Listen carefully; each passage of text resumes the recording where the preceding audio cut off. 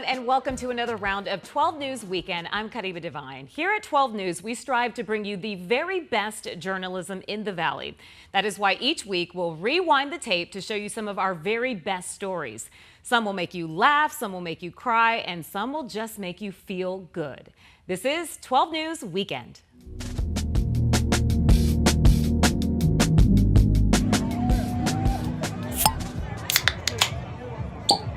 Now that I've got your attention, did you know we have more than 130 craft breweries right here in Arizona?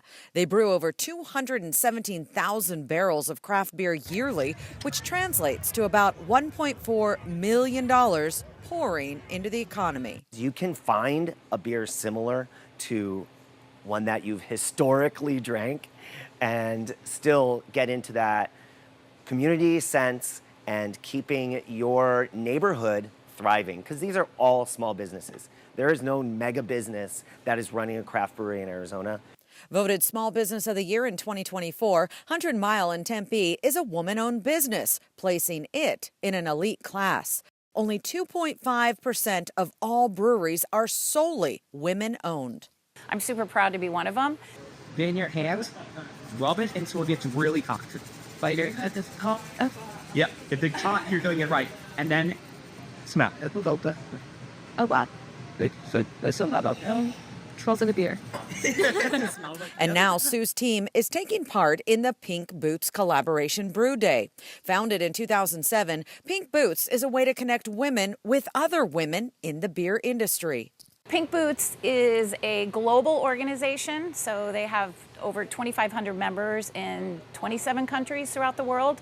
This collab that we're doing right now, proceeds will go back to our local Arizona chapter members to fund scholarships. This year's special brew is described as a juicy IPA and is being crafted with the help of culinary school grad Brandy Curtis. She tells me the unique flavor profile includes hibiscus, which will also give it a pink hue. I love beer in general, so I think what the cool part about it is me not only being a part of this process, but just me being able to say, hey, this is a beer that I like. Let's talk about it and let's do it. The story of Arizona is quite literally in here. Welcome to the Arizona Room, which is right on brand with Rediscover Arizona. Let's check it out. The Arizona Room is a reference collection. It houses books, maps, city directories, yearbooks. Just look at this collection of yearbooks from middle schools, high schools, and colleges from across Arizona. I wonder if my high school Mesquite's in here. Oh, but look at this.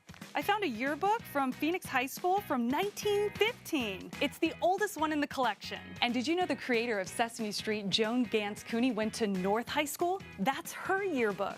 And here is one from 1924 from Phoenix Union High School. It shows Barry Goldwater, president of his freshman class. It's so fascinating to see, people signed your yearbook. And so to see what the handwriting from 1924 or the photos, to see the fashion, the style. We also have a collection of about 2,000 vintage Arizona postcards. A lot of them are vacationing in Phoenix, weather's great. The James McClintock collection has about 2,000 photographs that show the history of Phoenix and pre-statehood. This is a registry book for Phoenix Public Library from 1901, before there were library cards. This was used to mark our collection back in the day. And check out this uniquely Arizona vinyl collection. Let's hear it from the Phoenix Boys Choir from the late 1970s.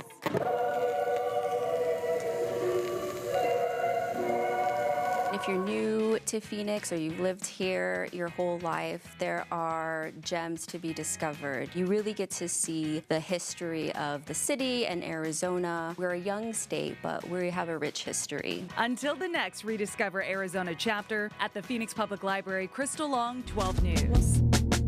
Sometimes in life we draw up blueprints, but fate has other plans. Wow, I just think I'm going to value things a little bit differently. That lesson hit home recently for contractor John Murray.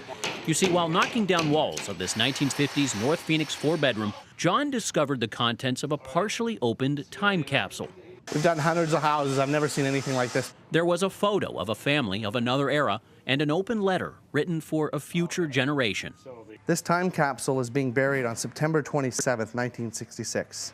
The message penned by a 33-year-old Betty Klug. The Vietnam War is still going on. Racial situation very serious. Boys have long hair resulting from the beetle craze. John Bruce. It turns out Betty's husband, Bruce, now 79 years old, lives in Scottsdale. As John presented the contents of the time capsule to Bruce, it was all new to him. This is what we found, and there's a picture there. Bruce was unaware his wife left this behind in their old home. Betty followed politics closely. Barry Goldwater, Republican candidate for president. And then Bruce realizes the date the letter was written. On September 27th, geez, that's my birthday. The letter would become a delayed birthday gift to Bruce. 10 years after she deposited the time capsule in the walls of their home, Betty died in a car crash. I don't know how I did it. Went back to work within a week. For a few moments on this afternoon, this letter would unearth old memories. That's where we met, in Oak Park. Each sentence prompting a precious recollection. And she was so damn smart. Time capsules provide observations about politics and culture. But Bruce says if there's a message here, it is to value who you love. Because as Bruce will tell you, things don't always go as planned. We had the best marriage. Not once did we argue about anything. All right, so this is the area we're talking about here. Exactly, right. You don't often hear about a plan to build an entirely new lake in Arizona. So this whole valley we're looking at right here will be underwater. That's correct, yep. Joseph Gardner shows us around what SRP hopes will be the site of a brand new lake on the Salt River. It's being built to help supply an increasingly power-hungry valley with electricity. It'd be wedged between two existing lakes. To orient you a little bit, Roosevelt Lake is just up over here on the other side of this hill, and Apache Lake is immediately to our left over here. So it would go Roosevelt, this new unnamed lake, and then Apache down here, and the water would flow right through. Exactly. The lake is designed to be a reliable source of clean power. This SRP animation shows how it would work. With a depth of some 300 feet, water would rush at high speed over electric turbines during the late afternoon and early evening. That's when power demand is at its highest. It would produce enough electricity to potentially power hundreds of thousands of homes. And then, during the early part of the next day, when power demand is low, cheap solar energy would be used to pump all that water right back into the lake, and the process would start all over again. So if everything goes smoothly and SRP gets its way, within a decade where I'm standing will be some 300 feet underwater. This brand new lake all behind me here. But don't get out your fishing pole, your ski boat just yet. Because the lake levels would fluctuate, hundreds of feet, it's an area that we wouldn't necessarily encourage recreation within. But folks would be welcome to recreate around the facilities. So at any given time during the day, the surface of this lake could go up and down 100 feet? Exactly. That's a lot of water. That's correct, yeah. It's game time at Mesa High School. The Arizona Interscholastic Association and Special Olympics Arizona partnering for the 2025 AIA Unified State Basketball Championships. This year is actually our 50th anniversary, but this AIA specific league has been 14 years, so it gives an opportunity for those high school students to get varsity lettered, which is such an incredible opportunity. It's a really great cause that they get to come through and they get to do this program and help build Unified and inclusion from the ground up. I think that it's a great chance for athletes and Unified partners to come together. The players all working together for the big win, with cheering support from their peers and loved ones. Glazy Carson's son Dominic is playing on Westwood High School's Unified team for the first time this season. He likes that he's able to play more instead of in a normal basketball team that he was mostly on the bench, but he played only every once in a while games. But this, it's like they're all having fun, and it's awesome. Something she says has opened up new ideas of possibilities. I'm just hoping that he'll want to keep on doing it, and pretty much later on that might be a thing to do when he gets older. Dominic's team did wind up winning, me how you feeling right now. Excited, Yeah. happy. First unified win for Westwood. So. A win their coach is proud of. I'm just full of so much emotion because we worked so hard for the past 5 years to get here. And these kids represent everybody who's come before and built that foundation. But saying the most important thing is the connections the players are making. The purpose of Unified, at least for us, is to build relationships with athletes and partners. And we do that through sports. So no matter what the score was, we wanted to see that synergy on the court, and it was beautiful. As for the players, they say one thing is key to playing the game. Keep on following your dreams. Do what you want. Just practice whatever you do hard. And do it safely. Brenda Lipinski, 12 News. Chicago Cubs players lined up in Mesa, all to get an autograph from 3 real-life All-Stars. 9-year-old Gerald Krull, 10-year-old Patricio Leiva, and 15-year-old Mary Alice Coons, all heart patients at Advocate Children's Hospital in Chicago. An all-expense paid trip to Phoenix, Arizona, just to take in some of the Cubs spring training. All of these kids are fans, big fans of the Chicago Cubs, and so we said, what better way to put smiles on their faces and give them a lift, just given what they're dealing with in their personal lives. Hoping this adds to their recovery experience. Healthcare is part of the healing process, is more than just what we're dealing with, what these kids are dealing with in the hospitals. This is all part of it as well. An experience they'll always cherish. I'm really excited. This is it's a really cool experience. I mean, I don't get my own trading cards that often. Nice to meet you. Thanks for coming down here. Thanks for signing this. I get to meet a bunch of really cool people. It's really different than just watching on TV. The players equally impacted through meeting all these All-Stars. Awesome. Thanks for signing this. This is insane, dude. And through this experience and their health journeys, offering encouragement for those facing similar challenges. Don't get in your own head, because if you start beating down on yourself, it's going to be hard to get back up. It will get better, and don't be afraid to let people help you if you need it. Brenda Lipinski, 12 News. Todd and Sally Lashway's love story began like many others. The ASU college sweethearts got engaged on Valentine's Day 1979 and tied the knot a year later. Normal, busy life. Until it wasn't. Right. In her 40s, Sally began experiencing dizziness and went to a doctor. But that's where we first got the hint of liver disease. Sally had never been a drinker. More tests were needed to figure out why her liver was in trouble.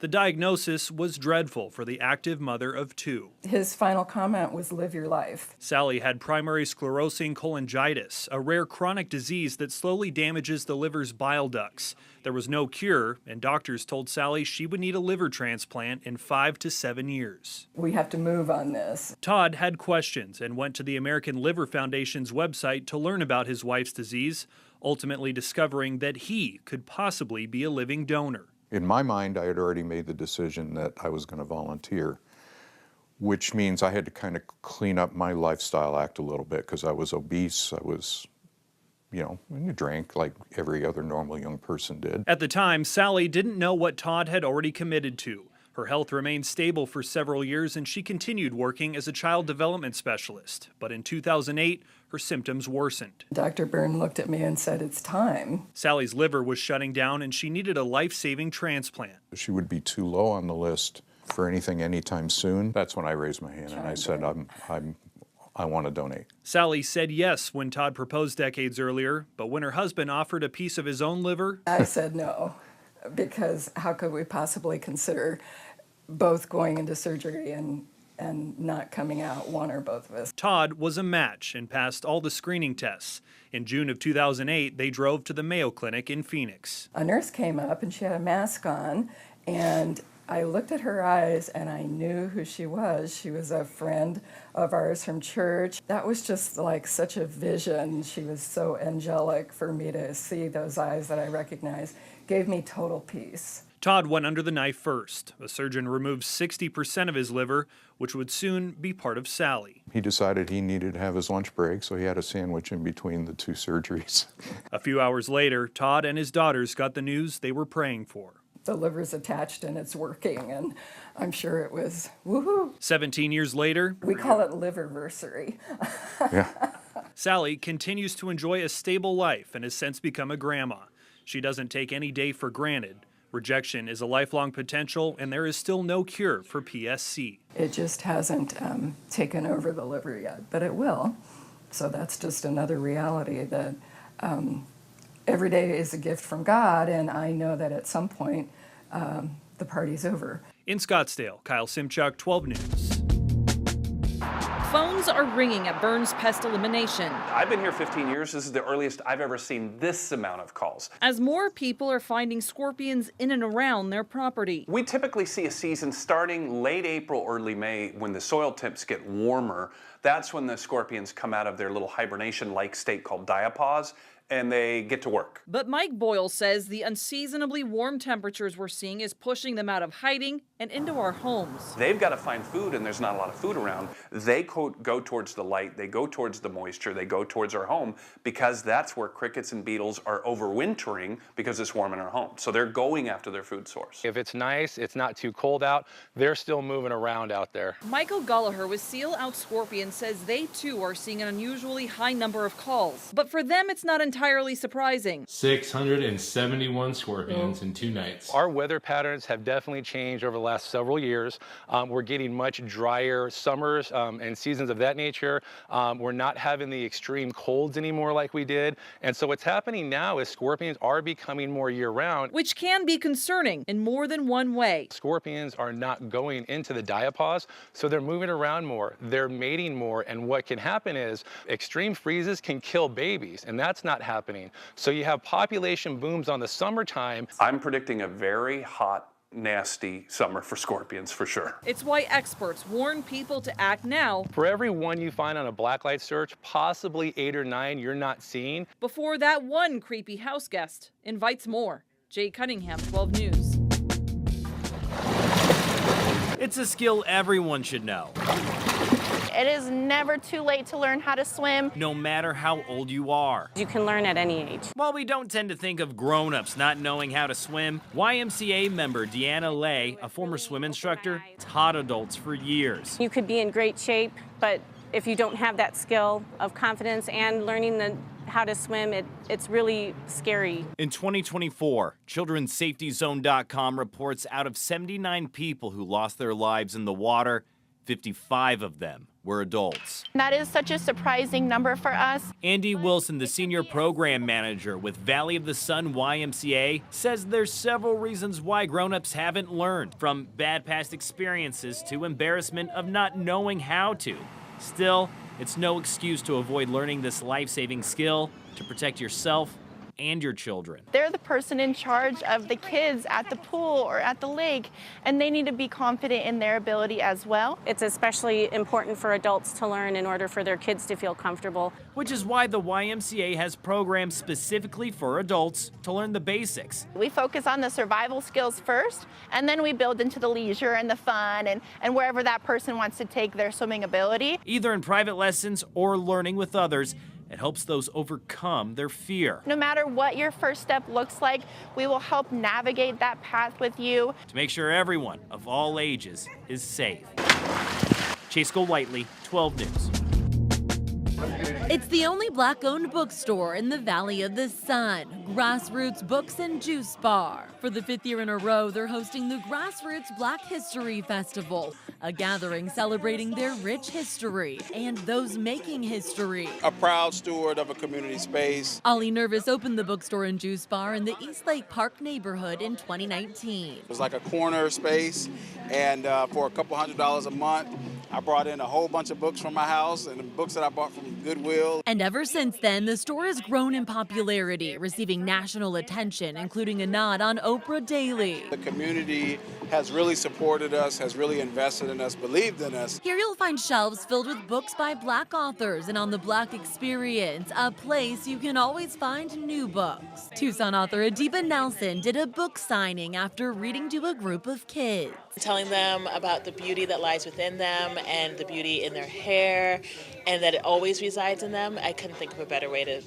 be in Black History Month. It's also home to a juice bar, an open space where their fresh juices are named after Black leaders. The first one we have on the menu is the Garveyite. It's named after Marcus Garvey. He's a revolutionary, Pan-African revolutionary. Manager Don Williams says this is a space where community members can host meetings and events. It's not a space that's just like, come get your juice and coffee and go home. It's a space where people can sit, they can have different type of discussions no matter what it is. Phoenix artist Nathaniel Morrison showed me some of the artwork he created to make people think. Martin marched, and we all know that. Rosa sat on the bus, and we all know that. And so then the next question on it was, you're doing, and a question mark. And that's the real question. What are you doing to make this world a better place? That's what this place is truly about. To further Ollie's mission and vision to build, collaborate, and grow. The question that we have to ask ourselves as a society here in 2025 is, are we going to work together? Are we going to rededicate ourselves, as Martin Luther King said, rededicate ourselves to the struggle, right? We're going to rededicate ourselves. A place where he hopes to see the community continue to unite. And focus on, what can I do here to make things better? In Phoenix, Trisha Hendricks, 12 News. This whole house is made out of foam. That's it. It's easy to put together, it's easy to carve into whatever shape you want, and it's fireproof. These foam blocks can be anything you want them to be. It's more sculpting than building. If you want a window, you can just carve one. It just melts just like butter. It's from a valley company called Strata. Rounded archways, curved walls, just cut it. All it takes is a hot knife or a hot wire. Then you stack it, spray some of this foam in between, and it seals it. After it's built, there's a concrete coating with glass fibers that seals the whole thing up. As that concrete starts to contract, it creates a superstructure. This was a system that was designed by my father in the 1970s for his PhD thesis. At minimum, CEO Amir Saibi says it's 10% cheaper than wood frame and only takes a few guys to build it. It has a high insulation rating, it's rated for earthquakes, 200-mile-an-hour winds, and it's almost totally fireproof. The most it'll do is melt. The heat eventually will melt a little of the foam behind, but once the fire goes out, there's nothing to consume. There's no flame. Just put your hand right on it. Right there. And if it does, all it takes is a new panel glued back in place. And yes, it's been tested. They had to build a small house out of it and blast it with fire. Nothing happened. They said this is the first time they've ever seen anything like this. Which, as you can imagine, makes it very, very popular right now. Particularly in California, our demand has spiked in the last 3 months. Particularly in the last 30 days. They've built in hurricane zones, flood zones, Maui before the fires came through last year. In Maui, we had neighbors catch on fire, but our building was untouched. Local inventor Nasser Saibi. 20 years ago, 12 News did the first ever story with Strata and this house that was built with the first version of the foam. The house has truly been remarkable. Since then, Amir says the foam's gotten better, and after 10 years of tests, it's approved to build in the U.S. and internationally. Strata hopes homes like this are just the beginning. William Pitts, 12 News. Thanks so much for tuning in. And remember, you can catch 12 News Weekend on Saturdays and Sundays on our YouTube channel and our streaming app. I'm Karima Devine. Have a fantastic rest of your weekend.